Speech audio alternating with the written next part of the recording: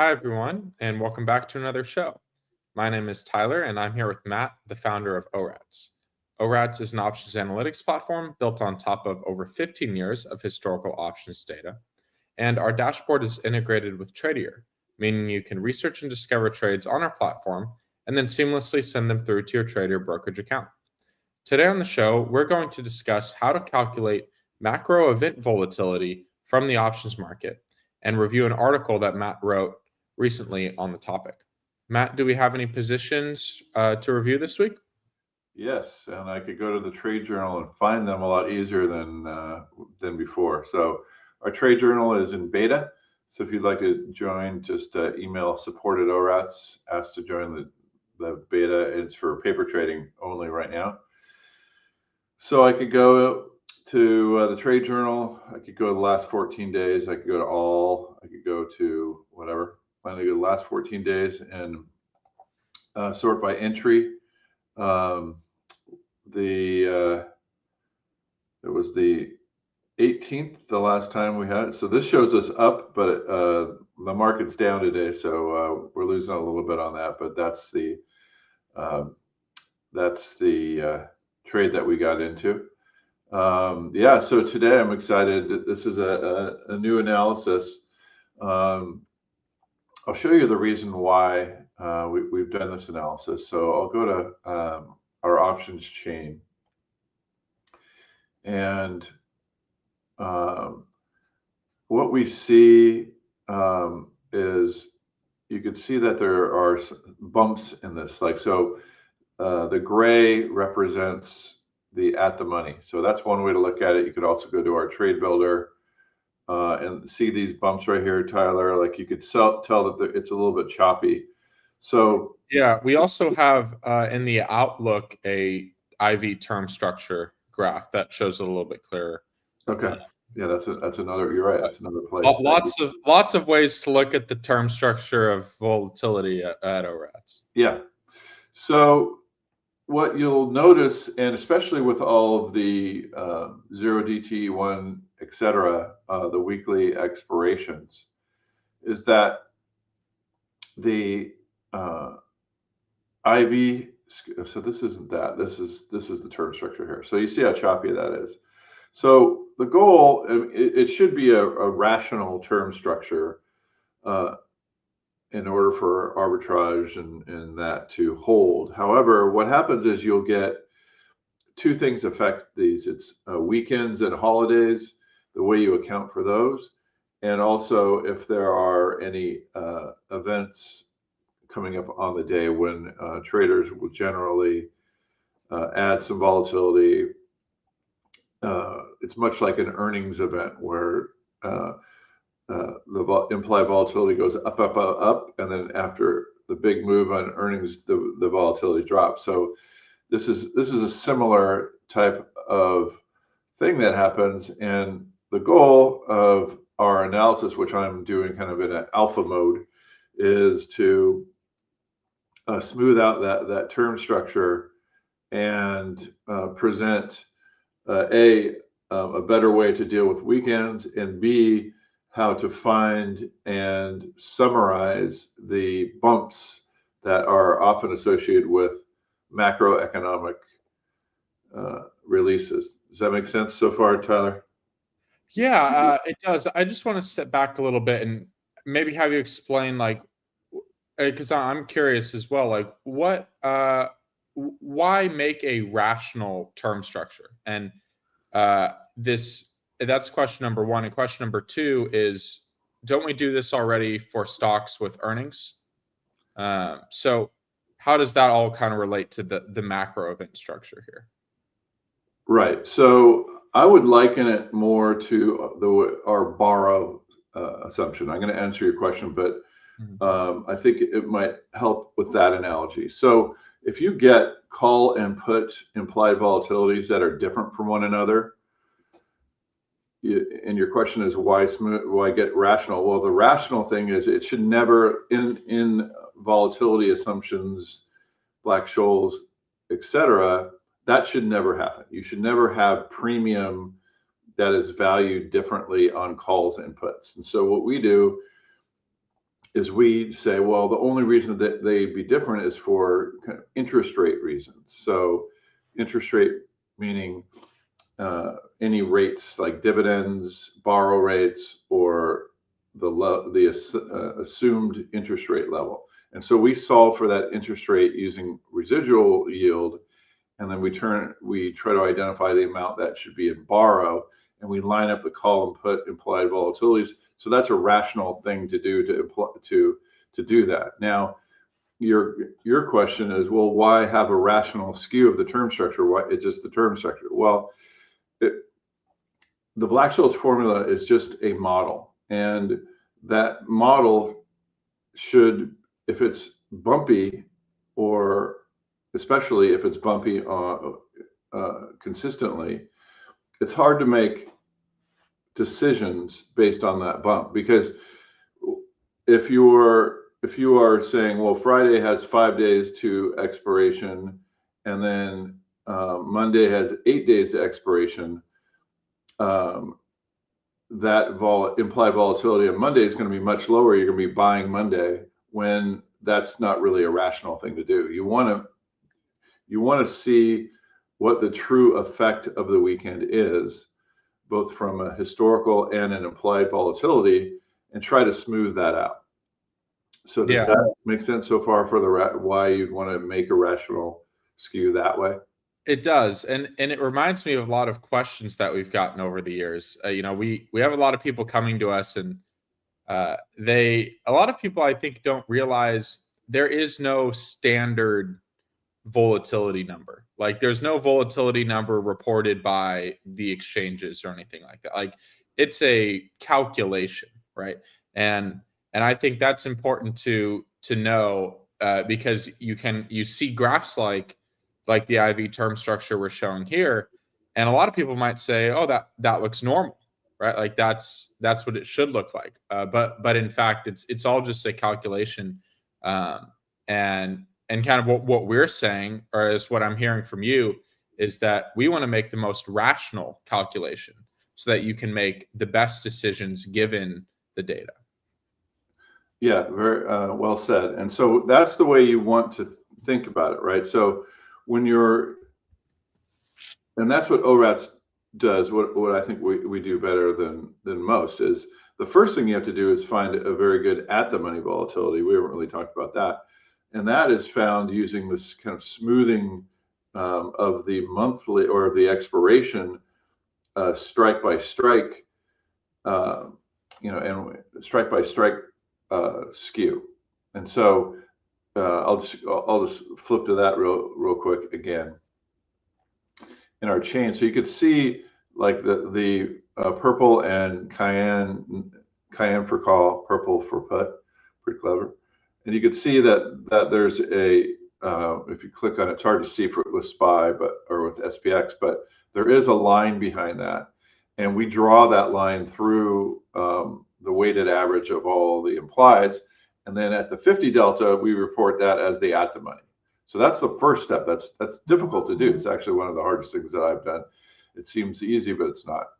And then once you get that at the money vol, then you line up the term structures of each expiration, and then you go from there, and then you try to figure out, okay, what is going on? Why are there bumps? Okay, there's a weekend bump. So we have in our, we're a publicly facing firm that puts our research out there, and so we want things as standard and as easy as possible to understand. So we use calendar days to expiration as our default. There are other people that use business days to expiration, but both of these are showing different, still there's still going to be bumps in the business days. And so what you want to do is figure out what the actual days to expiration. So instead of Friday being 5 days out and Monday being 8 days out, it ends up being something like Friday is 5 days out, since there aren't any weekends there. And however we do, depends on what time you look at it as well. So we do have a way to decay away the implied volatility throughout the day. but the Monday is the big problem. It's not 8, it ends up being more like 6 point something days. So it's not quite business days, which is 6. It's closer to like 7 probably. So just to clarify, I mean, obviously it's a fixed number of business days away, but you're saying in reality, in terms of what the options market shows, is that if you derive a bunch of meaning from the options market, you can say, oh, the options market actually thinks it's 6.5 days away because of what we call the weekend effect. And so that's why we can sort of make that claim that it's 6.5. Yeah, so you're right. There's a rational amount of business days into that. There's also a rational amount of calendar days, but the Black-Scholes formula takes the option prices and then creates an implied volatility. Now, if there are more days, that implies volatility is going to be lower than the Friday. So let's just say it should be over history, it should be somewhat equal to Friday. It should be between Friday and Tuesday, the Monday should be for the implied volatility. And so anyway, we have a way, or I've developed a way to figure what that actual amount is. And so that's the first step, is then to get, so you have, it's not business days, it's not calendar days, it's what I call the weekend and holiday effect process, WAP, W-H-A-P. So you first WAP it, and then you still have choppiness in the term structure. And that choppiness has to do with, now you can try to figure out what that choppiness is and where that choppiness is coming from. And it's at that point we could come to like a graph that we put together for this particular report that we've done when we did this. Yeah, I wouldn't say it went viral on Reddit, but it definitely got a lot of likes. Yeah, it's like 30,000 views and 71. That's the most I've seen on something in a while. So that's kind of nice that people are paying attention to it. So yeah, I'd like to talk about this chart right here. So this is what we see. So this is the actual volatility here, right? And you can see. Can we maybe zoom in a little bit, Matt, on that picture? Yeah. Let me try to do that.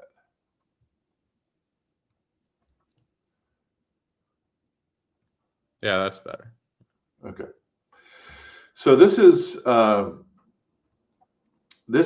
blue line is the actual. Well, and that's the actual with the WAP taken out of it. So that's so that this is as rational you can get without doing that kind of earnings effect analysis that we do, or in this case, I call it the IMM, implied macro move.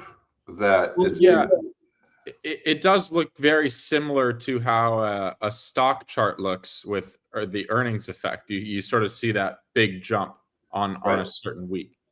Right. And but so that's for SPX, right? Yeah, this is SPX.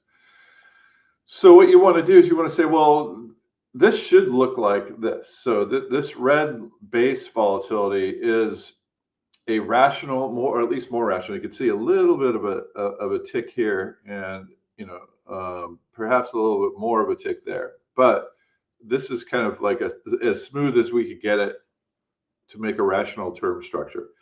You can see it's in backwardation. Backwardation is when the front month is above the back months, but that's because of all the recent volatility in the market. So that's pretty rational to see that.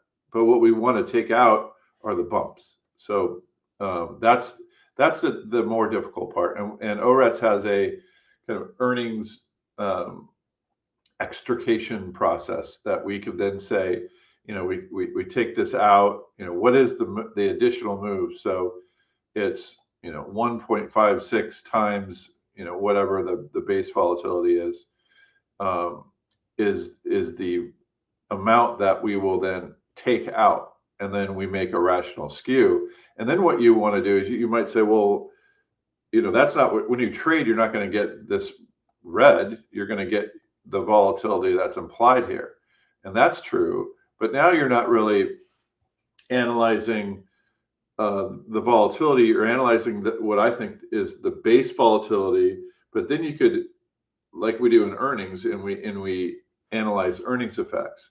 Like Nvidia it has an 8% earnings effect, and we can look at that, and that's pretty consistent over time. When we look at this 56% on the 27th, there are things like initial jobless claims, the GDP, durable goods, the things that we list here that are coming out, and that's why. Also, I should say Nvidia's earnings is coming out on the 26th, so that's adding to it as well. But that's why it's higher there. So what you want to do is you want to say, okay, if I'm making a trading decision, especially doing a calendar or just an absolute trading decision, I want to look at implied volatility on its own, its base effect, and then I want to say, then I want to analyze separately what the additional volatility is that traders are putting into the market. And then I could say, well, that's probably based on these types of macro events, right? Do you get where I'm going with this, Tyler? Yeah, it sounds, if you guys have watched our previous shows, you might say it sounds a little bit like our forecast edge, right? Like we're sort of making a comparison to the market price based on a certain number of factors. Would that be the right comparison, Matt? Yeah, that's a good comparison. We're not forecasting volatility, so that's where the analogy falls. But we do have in our forecast, we do have a forecast of earnings, and so that forecast of earnings is kind of what we're talking about here. So what you could do then is you could trade around the valuation of not earnings, but of these macro events. Right. So that's essentially what we're doing. Does that make sense? Yeah, I mean, it's very interesting. I haven't really seen this done, I guess, in such a robust manner, and I think it's great that we're doing this. Also, just so that everyone knows, this is not like currently a process that is applied to the IV for SPX. This is something that Matt's done recently, and I don't know, Matt. I mean, what do you think about including this in ORATS indicators later? I mean, it sounds like people are really taking kindly to this approach. Well, yeah, I mean, definitely we're going to have this. And there's a few other things. This is kind of a proof of concept to get it out to people and judge the interest. So if you would comment below if this is important to you, it's great to let us know. So so far you're with me, right? So we come up with a weekend and holiday effect. We take that out. It's still not smooth. So we go in and we find the big bumps in there, and then we associate those with macro events. So when you're trading, then you are comparing what the percentage additional volatility is to the macro moves. So then you might say, well, how do I value that? Like in Nvidia, we could go in and we could look at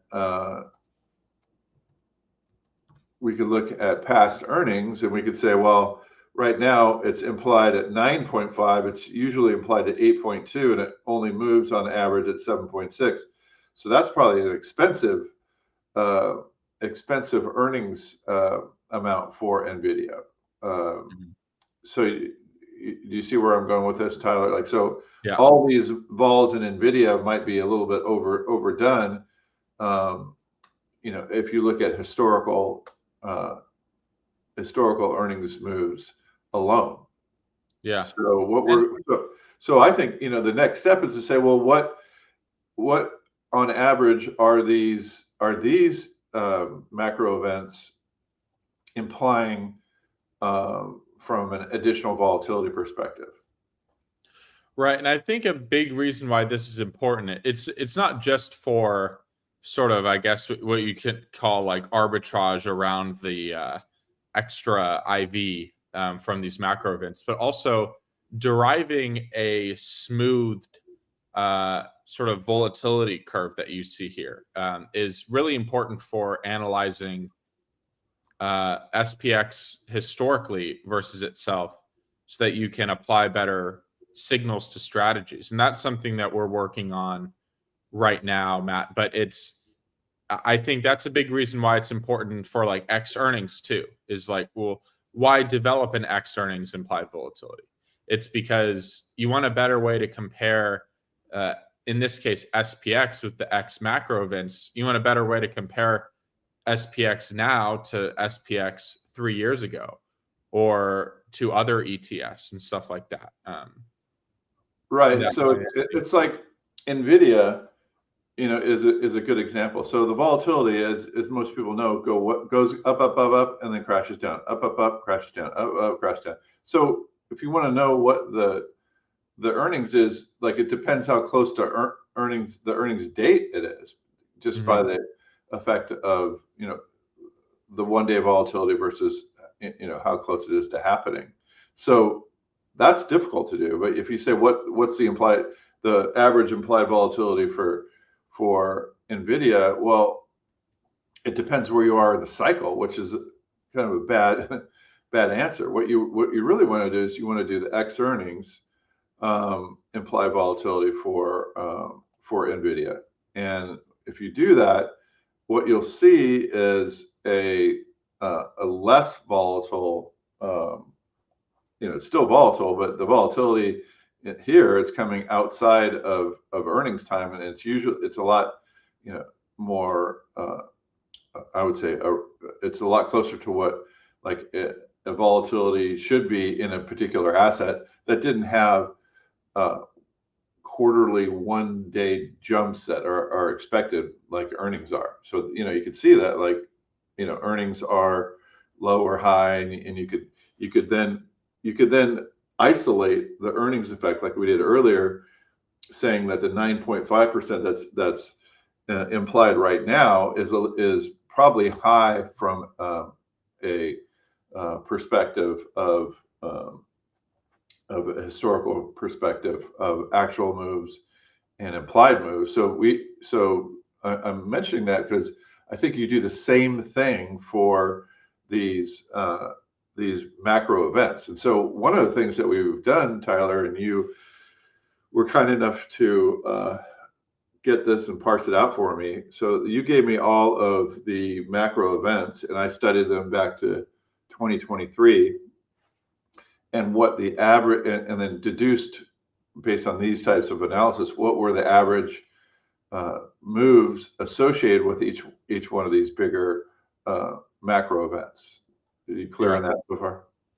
Yeah, I really liked what you said earlier about how a big part of what we're doing is just getting to the true implied volatility of the underlying asset, right? And like, a lot of people are familiar with the IV crush that happens after earnings, and the rise of IV leading up to earnings. But I don't think a lot of people are familiar with this particular example with the macro event. So I think it's great that we're bringing this to people's attention, and that soon we'll be able to offer a calculation that can help a lot of people out in developing their strategies better.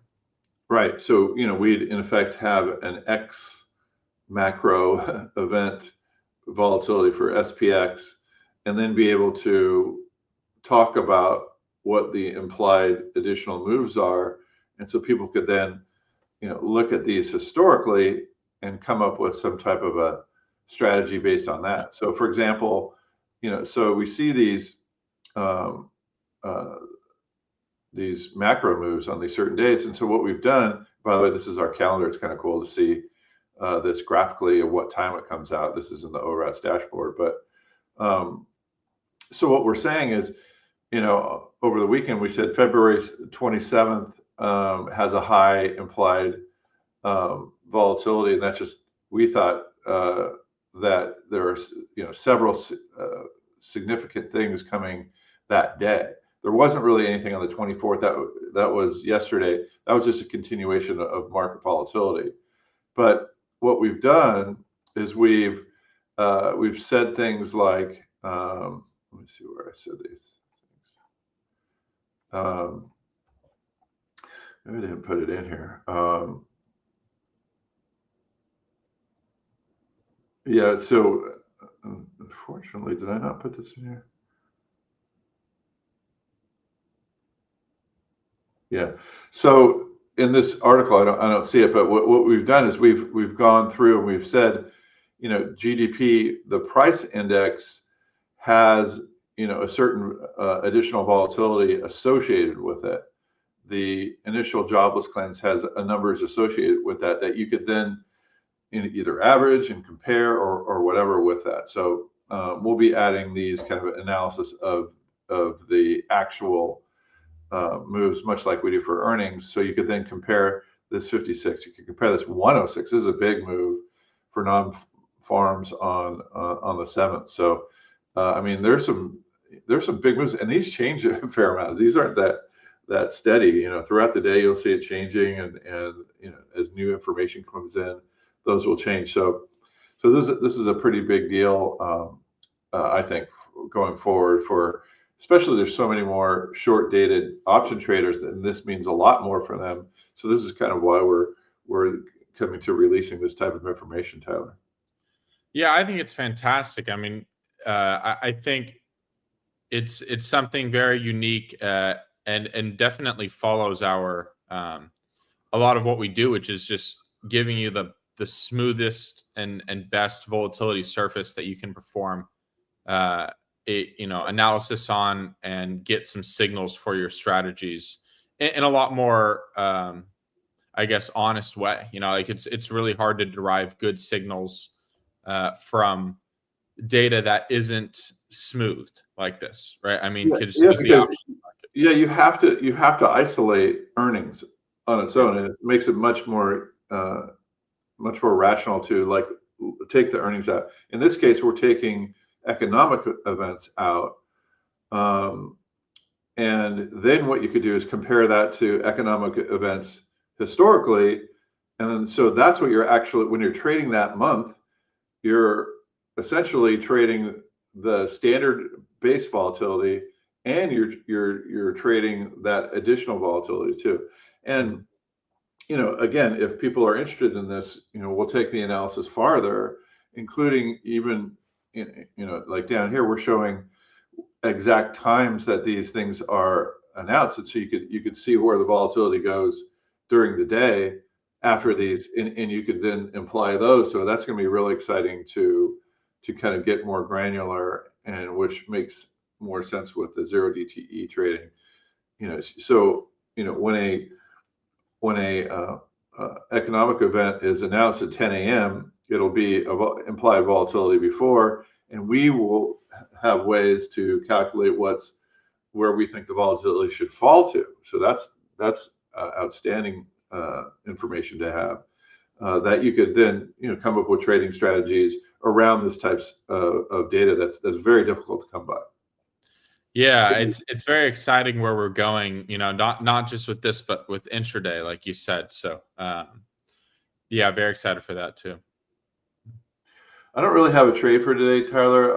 That would involve updating this, and we don't really have it. But perhaps in a future show we'll have the ability to update it faster, and then and show you what types of trades to do around them.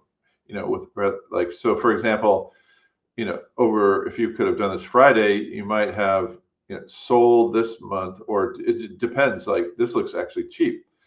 Whereas this 106 could have been expensive for non-farm. So you might have purchased the 6th and sold the 7th, or, something like bought the 11th and sold it. You could do a calendar, or if you have to do a reverse calendar, brokerages don't give you much relief unless you're in a portfolio margined account. But you'd have to do something like, buy a butterfly, sell a butterfly, do in order to come up with a strategy that's a short calendar. There are ways to do that, but it's a little bit more difficult. Buy an iron condor, sell an iron condor is probably the better way to do that. But a butterfly is kind of like a iron butterfly anyway. So those are those are ways that you could do. Maybe we'll do that on an upcoming show, Tyler. Yeah, sounds good. Yeah, and that just made me realize how important it is to have this in an indicator so that we can actually use that indicator and have it in a number. And we have hundreds of other indicators, so go check them out already on ORATS.com. Yeah, definitely. This is just another one, but it's more geared towards, we wanted to up our game and have some alpha in the shorter term. And then once we do that, we'll have more back testing. We'll have other ways to check out how to profit from the knowledge that we're putting out here. Excellent. Yeah. Nice job, Matt. Great presentation and great article. If you guys want to learn more, we have this article posted on our blog, so you guys can read it on ORATS.com. If you guys have any questions, just leave a comment in the video, or you can email us at support@ORATS.com. We'll be back again next Tuesday. Thank you, Matt, and thank you, Tradier, for hosting us again. Thanks, Tyler.